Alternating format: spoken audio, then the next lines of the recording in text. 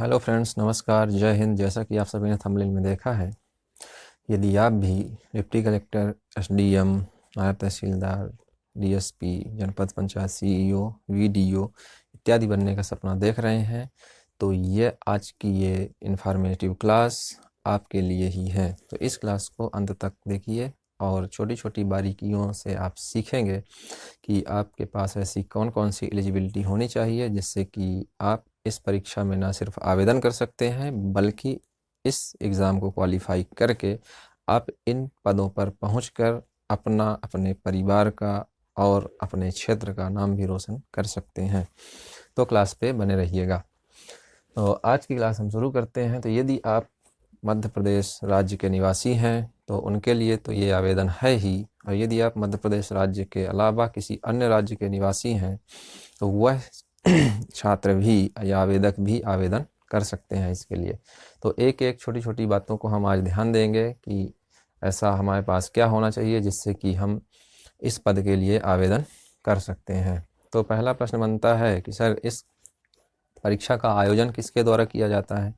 तो मध्य प्रदेश में MPPSC नाम से, मध्य प्रदेश संघ लोक सेवा आयोग के नाम से एक आयोग है जिसकी स्थापना 1956 में की गई थी, जो कि इन परीक्षाओं का संचालन करती है। ठीक है, तो एक एक करके हम सब कुछ देखते चलेंगे। तो पहली बात आती है सर एज की, कि इसके लिए एज कितनी होनी चाहिए। तो एज यहाँ वेरिएबल होती है। यदि आप वर्दीधारी पदों के लिए आवेदन करना चाहते हैं तो उसके लिए एज अलग होती है, और यदि आप स्टेट सर्विस के लिए एग्जामिनेशन देना चाहते हैं, आवेदन करना चाहते हैं, तो उसके लिए एज अलग होती है, यानी गैर वर्दीधारी के लिए। तो वर्दीधारी की बात यदि हम करें आपसे, तो वर्दीधारी में आपका जो डीएसपी यहाँ पे आप देख रहे हैं, ये वर्दीधारी पद है। पुलिस प्रशासन का एक पुलिस का पद होता है ये, और उसी के साथ ही जेल विभाग भी होता है, यहाँ पे हम लिख देते हैं। साथ ही आबकारी होता है। ये वर्दीधारी पद है। यदि आप इनके लिए आवेदन करना चाहते हैं या कि इस परीक्षा को पास करके ये बनना चाहते हैं, तो उसके लिए आपकी मिनिमम एज जो है वो 21 वर्ष होनी चाहिए, और वहीं जो मैक्सिमम एज है वो आपकी 33 वर्ष होनी चाहिए। ध्यान रखिएगा आप वर्दीधारी पदों के लिए। वहीं अब आप गैर वर्दीधारी पदों के लिए आप आवेदन करेंगे तो उसके लिए आपकी एज जो है तो मिनिमम 21 साल होनी चाहिए, और मैक्सिमम जो है तो 40 साल होनी चाहिए। एज के क्राइटेरिया में रिजर्वेशन के आधार पर कुछ छूट दी जाती है 3 साल से लेकर के 5 साल के बीच में, तो ये मैक्सिमम एज की तरफ छूट दी जाती है, ध्यान रखेंगे, ना कि मिनिमम एज में। मिनिमम आपको 21 साल की आयु पूरी करनी ही होती है, उसके बाद ही आप इसके लिए आवेदन कर सकते हैं। फिर नेक्स्ट बात आती है सर, इतनी एज में हम अटेम्प्ट कितने बार दे सकते हैं, है ना। तो इसके लिए आप अटेम्प्ट इतनी एज में जितने भी बार देना चाहें उतने बार दे सकते हैं, ध्यान रखिएगा आप। अटेम्प्ट की बात इसलिए आती है क्योंकि एक देश में यूपीएससी नाम से संस्था है या कि आयोग है आप बोलिए, जो कि आईएएस और आईपीएस जैसे एग्ज़ाम कंडक्ट करवाती है। तो उसमें अटेम्प्ट होते हैं कि आप इतने ही अटेम्प्ट दे सकते हैं। लिमिट होता है कि इतने साल के बीच में आप इतने ही अटेम्प्ट दे सकते हैं। तो उसके बारे में हम किसी अन्य इन्फॉर्मेटिव क्लास में देखेंगे। फिलहाल आते हैं अपने टॉपिक में। तो आप इसमें जो है तो कितने भी अटेम्प्ट दे सकते हैं, इसके लिए कोई प्रतिबंध नहीं है, बशर्ते आपकी एज 21 साल कम से कम होनी चाहिए और अधिकतम 40 साल ही होनी चाहिए। आप 40 साल से ज़्यादा नहीं होने चाहिए यदि आप रिजर्वेशन कैटेगरी में नहीं आते तो। वही बात करते हैं सर, क्वालिफ़िकेशन क्या होता है ना, मिनिमम क्वालिफ़िकेशन की बात करते हैं। तो आपके पास मिनिमम स्नातक की डिग्री होनी चाहिए, जिसे आप ग्रेजुएशन कहते हैं। आपके पास यदि स्नातक है यानी कि ग्रेजुएशन की डिग्री आपके पास है, आपने किसी न किसी एक सब्जेक्ट से ग्रेजुएशन किया हुआ है, तो आप इस परीक्षा के लिए आवेदन कर सकते हैं, आवेदन के लिए पात्र हैं, ध्यान रखिएगा आप, है ना। तो आप ग्रेजुएशन कोई भी चल जाएगा, जैसे कि आप बीए किए हुए हैं, ग्रेजुएशन के बाद में यदि हम बात करें तो आपके पास यदि बीए की डिग्री है, वहीं साथ में बीएससी है, या कि आपके पास बीकॉम है, तो मिनिमम यदि ये आपके पास डिग्रियां हैं तो आप समझिए कि आप इनके लिए एलिजिबल होते हैं। आप इसका फॉर्म जो है तो भर सकते हैं, फिल कर सकते हैं। अब ध्यान दीजिएगा, यदि आप स्टेट के लिए आवेदन करना चाहते हैं तो आपको इन में से कोई भी ग्रेजुएशन की डिग्री काम में आएगी। आप अगर कोई भी इनमें से ग्रेजुएशन किए हुए हैं तो आप जो है तो स्टेट सर्विस के लिए आवेदन कर सकते हैं। पर इसी के साथ ही एक फॉरेस्ट सर्विस का भी इसी में आवेदन होता है कि यदि आप वन विभाग में जाना चाहते हैं तो उसके लिए भी आवेदन इसी के साथ ही होता है। यदि आप उसके लिए जाना चाहते हैं तो आपके पास कंपलसरी है कि फिर बीएससी की डिग्री ही होनी चाहिए, आपके पास साइंस रिलेटेड कोई भी ग्रेजुएशन होना चाहिए, तभी आप फॉरेस्ट में जा सकते हैं। आप ध्यान रखेंगे इस बात का। तो ये मिनिमम क्वालिफिकेशन है। इसी के साथ ही हम आपको एक बात की और जानकारी देंगे कि यदि आप फाइनल ईयर में प्रवेश कर चुके हैं, आप उसके पहले तक की पढ़ाई कंप्लीट करके फाइनल ईयर में प्रवेश कर चुके हैं, तब आप उसके लिए एलिजिबल हैं। यदि आप फाइनल ईयर में चल रहे हैं तब भी आप इसके लिए आवेदन कर सकते हैं और इस परीक्षा को आप दे सकते हैं, इसमें एलिजिबल हैं आप आवेदन करने के लिए। बात आती है सर सिलेक्शन प्रोसीजर की। जो सिलेक्शन का प्रोसीजर है वो क्या होता है ना, सिलेक्शन का जो प्रोसेस है इस बेसिकली तीन प्रकार से 3 स्टेज में ये कंप्लीट होता है। पहले स्टेज को हम प्री के नाम से जानते हैं, वहीं दूसरे स्टेज को हम मेंस के नाम से जानते हैं, साथ ही एक तीसरा स्टेज होता है जिसे इंटरव्यू के नाम से जाना जाता है। हम एक एक करके तीनों के बारे में देखेंगे। तो बेसिकली जो ये अभी आवेदन चल रहा है ये प्री के लिए ही चल रहा है। जब आप इस प्री एग्जामिनेशन को क्वालिफाई कर जाते हैं तब आप मेंस के लिए एलिजिबल होते हैं। फिर जब आप मेंस के लिए क्वालिफाई हो जाते हैं तब आप इंटरव्यू के लिए एलिजिबल होते हैं। एक एक करके हम इनके बारे में देखते हैं। तो बेसिकली जो प्री एग्ज़ाम होता है ये OMR सीट में कंडक्ट करवाया जाता है। इसके 2 पेपर हुआ करते हैं, एक जनरल स्टडी का होता है और एक क्वालिफाई पेपर होता है जिसमें आपका IQ लेवल चेक किया जाता है। तो ये OMR सीट में 2 शिफ्ट में पेपर हुआ करता है। अब जो जनरल स्टडीज़ का पेपर होता है ये आपके काम का पेपर है। इसी पेपर से आपका कट ऑफ बनता है, इसी से आप एलिजिबल होते हैं मेंस में बैठने के लिए।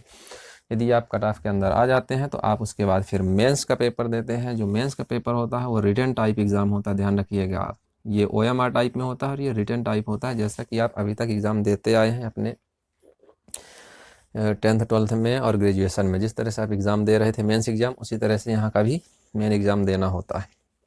उसके पश्चात जब आप मेन का एग्ज़ाम क्वालिफाई कर लेते हैं तब आप इंटरव्यू के लिए एलिजिबल हो जाते हैं और आपका इंटरव्यू लिया जाता है। और इस इंटरव्यू में आपकी पर्सनालिटी जज की जाती है कि जितने बड़े पद के लिए, जिम्मेदार पद के लिए आपको नियुक्त किया जाना है, आपका चयन होना है, तो क्या आपके अंदर वाकई में उसके लिए काबिलियत है। तो आपकी पर्सनालिटी यहाँ जज की जाती है।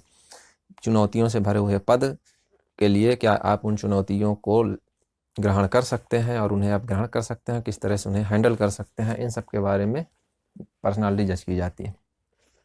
तो बेसिकली यही है सिलेक्शन का प्रोसेस, यही है। 3 स्टेज में सिलेक्शन होता है। आगे बात आती है सर सिलेबस क्या होता है ना, सिलेबस सभी का अलग अलग है। ध्यान दीजिएगा आप, यहाँ प्री के लिए सिलेबस अलग है, मेंस के लिए सिलेबस अलग है। तो सिलेबस के बारे में हम यहाँ अभी बात नहीं करेंगे ज़्यादा, क्योंकि सिलेबस में अगर हम बात करेंगे तो आज की क्लास पूरी सिलेबस पे ही चलती रहेगी। तो सिलेबस के लिए हम आपको एक लिंक डिस्क्रिप्शन में दे देंगे, आप वहाँ क्लिक करके सिलेबस डाउनलोड कर लीजिएगा और वहाँ से आप देख लीजिएगा सिलेबस क्या क्या है। इंटरव्यू के लिए कोई खास सिलेबस नहीं होता है, जो आप यहाँ पढ़ाई किए होते हैं वही इंटरव्यू में पूछी जाती है। बेसिकली हमने आपको बताया कि ये आपकी पर्सनालिटी जज करने के लिए होती है, ध्यान रखिएगा। ये आपकी पर्सनालिटी जज की जाती है इंटरव्यू में, और जब आप फाइनल इंटरव्यू में भी सेलेक्ट हो जाते हैं और उसके बाद जो सिलेक्शन की लिस्ट आती है, जो सेलेक्ट कैंडिडेटों की, उसमें आपका नाम होता है, तो आप उसके पश्चात आपकी ट्रेनिंग होती है और साथ में ही उसके बाद ट्रेनिंग कंप्लीट करने के बाद आप जो है तो किसी भी क्षेत्र के लिए आपकी जो है तो पोस्टिंग की जाती है, किसी भी क्षेत्र में वहाँ जा कर के आप काम करते हैं, है ना। तो बेसिक अगर हम देखें तो आपके पास यदि इतनी एलिजिबिलिटी है तो आप इसके लिए आवेदन कर सकते हैं और आप इन जो पोस्ट आपको यहाँ पर लिखे हुए दिख रहे हैं, इन पोस्ट में जा कर के आप सर्विस दे सकते हैं। आगे बात आती है सर फीस कितनी लगती है इसके ना। तो फीस का क्राइटेरिया सर देखिए अलग अलग है। हम आपको बता दें फीस का क्राइटेरिया अलग अलग है। यदि आप रिजर्वेशन की कैटेगरी में आते हैं तो उसके लिए अलग क्राइटेरिया है, फ़ीस अलग लगती है। यदि आप जनरल में आते हैं तो उसके लिए अलग फ़ीस आती है। तो हम एक एक करके यहाँ पे बात करेंगे और लिख देते हैं। तो रिजर्वेशन के लिए मैं R से इंडिकेट कर देता हूँ कि यदि आप रिजर्वेशन की कैटेगरी में आते हैं तो उसके लिए फ़ीस आपको 250 रुपये देनी होती है। वहीं यदि आप जनरल की कैटेगरी से आते हैं तो आपको फ़ीस 500 रुपये पेड करनी होती है। साथ ही इसमें 40 रुपये का पोर्टल चार्ज लगता है ना। तो यदि आप इतना पेड करते हैं तो उसके पश्चात आप इसका आवेदन कर सकते हैं। 250 और प्लस 40 यदि आप रिजर्वेशन में आते हैं, ध्यान रखिएगा। और यदि आप जनरल की कैटेगरी में आते हैं तो 500 रुपये और प्लस 40 रुपये इतना दे करके आप जो है तो फॉर्म इसका फिल कर सकते हैं, आवेदन कर सकते हैं इसके लिए। बात आती है सर इसकी लास्ट डेट क्या है अभी वर्तमान में ना, 2021 का ये जो आवेदन चल रहा है इसकी लास्ट डेट क्या है? तो इसकी लास्ट डेट है अभी 9 फरवरी 2021। यदि आपने अभी तक आवेदन इसका नहीं किया है और यदि आप आवेदन करने के बारे में सोच रहे हैं, आवेदन करना चाहते हैं, तो आप बेशक इसका आवेदन करिए 9 फरवरी के पहले तक। 9 फरवरी 2022 के पहले तक इसका आप आवेदन करिए, ठीक है, ध्यान रखिएगा।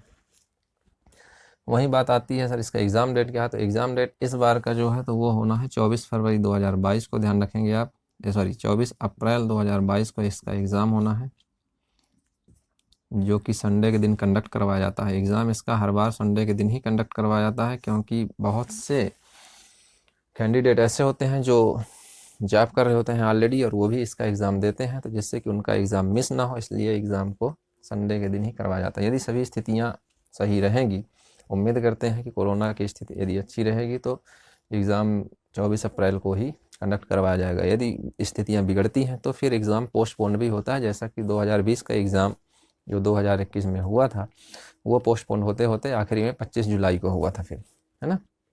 तो इस तरह से देखने को मिलता है। आगे बात आती है सर कि फिज़िकल के बारे में हम बात करते हैं कि क्या फ़िज़िकल भी होता है इसमें? तो बिल्कुल फ़िज़िकल भी होता है। यदि आप वर्दी के लिए आवेदन करेंगे, वर्दी में जाना चाहेंगे, तो उसके लिए आपको फ़िज़िकल की भी ज़रूरत होती है, ध्यान रखिएगा आप। तो फ़िज़िकल बेसिकली ज़्यादा नहीं होता है, मेल और फीमेल बॉडी के लिए अलग अलग होता है। यदि आप मेल बॉडी हैं तो उसके लिए अलग फ़िज़िकल होगा, यदि आप फीमेल बॉडी हैं तो उसके लिए अलग होगा। तो हम एक एक करके बात कर लेते हैं। तो यदि आप देखिए मेल बॉडी हैं तो उसके लिए यहाँ पे हाइट जो लगती है वो 168 सेंटीमीटर लगती है, ध्यान रखिएगा।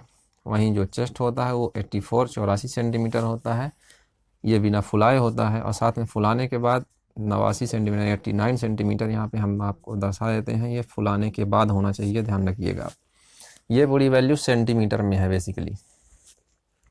यदि आपकी हाइट 168 सेंटीमीटर है और आप मेल कैंडिडेट हैं, आपका चेस्ट 84 सेंटीमीटर है, आप फुलाने के बाद अपने चेस्ट को 89 सेंटीमीटर तक ले जा सकते हैं, तो आप एग्ज़ाम को पास करने के बाद आप डीएसपी के पद पर पहुंच सकते हैं, ध्यान रखिएगा आप।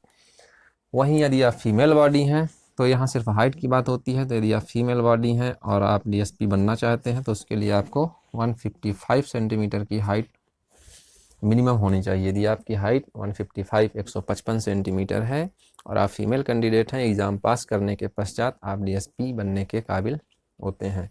तो फिजिकल बेसिकली इतना ही लगता है, इससे ज़्यादा फिजिकल नहीं है, इसके ज़्यादा इसमें फिजिकल नहीं है, ध्यान रखिएगा आप लोग इसके बारे में, है ना। अब बात आती है सर इस बार सीट कितनी है टोटल? हम आवेदन तो कर दें, है ना, हम आवेदन कर देते हैं, भीड़ कितनी है ना, सीट कितनी होती है? तो भीड़ बेसिकली क्या है, आवेदन करने वाले बच्चों की संख्या बहुत है, आप जानते हैं बेरोजगारी बढ़ती जा रही है, तो इसलिए इस बार जो सीट है वो 283 सीटें रखी गई हैं विभिन्न पदों को मिला करके। इसमें टोटल 17 प्रकार के पद होते हैं। हम यहाँ पे 2-4 पद लिखे हैं, इसमें 17 प्रकार के पद होते हैं। इन 17 प्रकार के पदों को मिला करके टोटल 283 सीटें हैं इस बार, ध्यान रखिएगा। हम एक एक करके सभी सीटों के बारे में बात कर लेते हैं कि जो मुख्य रूप से पद ऊपर लिखे हुए हैं इनके लिए कितनी सीटें दी गई हैं। तो जिसे हम डिप्टी कलेक्टर या एसडीएम कहते हैं, इसके लिए इस बार 27 सीट दी गई सॉरी 27 सीट दी गई हैं। ये वेरी करता रहता है, 27, 28, 29 लगभग इतना ही रहता है, 27, 28 के आसपास ही रहती हैं हर प्रत्येक सीजन में ये। वहीं जो आप डीएसपी की बात करते हैं, जिसे उप पुलिस अधीक्षक के नाम से भी जाना जाता है, तो जो इसके लिए सीटें हैं वो इस बार जो रखी गई हैं वो शायद 13 या 14 सीटें रखी गई हैं ना, ध्यान रखेंगे आप। 13 सीटें रखी गई हैं इसके लिए, सॉरी 15 सीटें रखी गई इसके लिए। डीएसपी के लिए जो इस बार की सीटें रखी गई हैं वो 15 यानी 15 सीटें रखी गई हैं। वहीं बात आती है सर नायब तहसीलदार के लिए कितनी सीटें हैं? तो नायब तहसीलदार के लिए 43 सीटें रखी गई हैं। वहीं जनपद सीईओ की बात आती है तो इसके लिए 13 सीटें रखी गई हैं।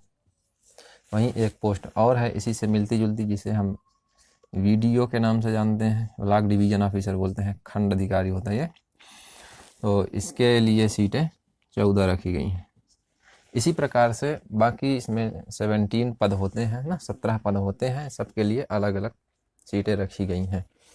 अब एक छोटी सी जानकारी और हम आपको देंगे कि यदि आप इसका आवेदन करना चाहते हैं तो आपके पास रोजगार कार्यालय का जीवित पंजीयन होना आवश्यक है। जीवित पंजीयन होने का मतलब ये है कि आपका पंजीयन जो है वो एक्सपायर नहीं होना चाहिए, तभी आप इसके लिए आवेदन कर पाएंगे। ध्यान रखेंगे, यदि आपके पास रोजगार कार्यालय का पंजीयन नहीं है तो आप पहले रोजगार कार्यालय का पंजीयन करवाइए, उसके पश्चात ये एलिजिबिलिटी को फुलफ़िल करिए और आप आवेदन करिए और एग्ज़ाम में बैठिए, एग्ज़ाम को क्वालिफाई करिए और उसके बाद इन पदों पर पहुंच करके अपना नाम रोशन करिए और काम करिए, है ना। तो हम उम्मीद करते हैं कि आज की ये इन्फॉर्मेटिव क्लास आपके काम की होगी और ये आपको समझ आ गई होगी। यदि इससे संबंधित आपके पास किसी भी प्रकार के और भी प्रश्न हैं तो आप हमें कमेंट बॉक्स में बताइए। हम नेक्स्ट इन्फॉर्मेटिव क्लास में उन प्रश्नों को लेकर के और साथ में आपके आएंगे। तब तक के लिए धन्यवाद। मिलते हैं नेक्स्ट क्लास में। जय हिंद।